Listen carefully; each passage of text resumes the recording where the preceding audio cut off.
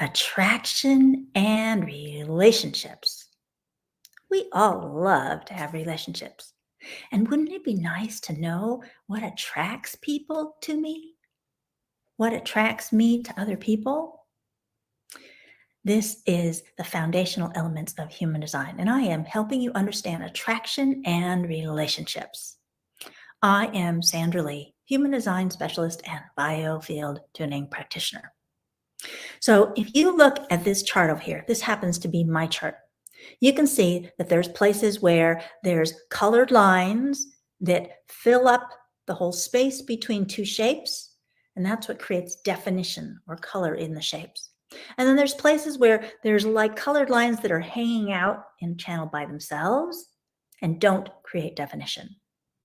So those colored lines are called gates. And when they're together, they're called a channel that creates definition.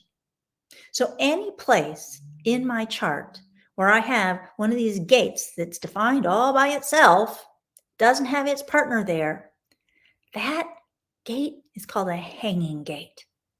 And it attracts people to me who have the other one.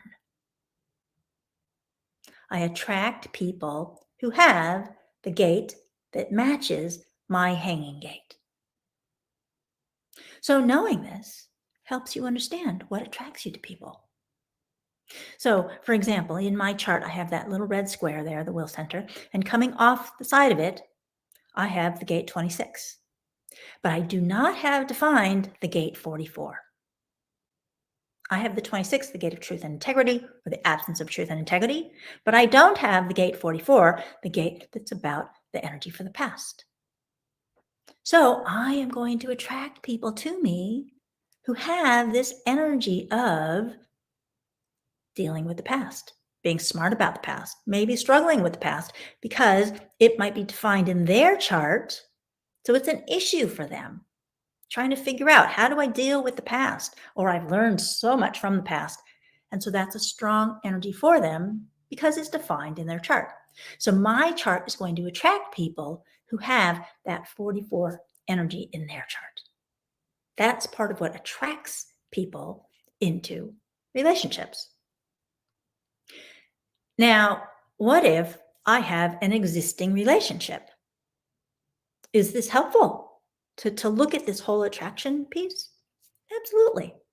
If I have my chart and say my husband's chart and looking at where we have these attractions, these places where our charts meet in this, I have one gate, they have the other one, or I have the whole thing and they have one.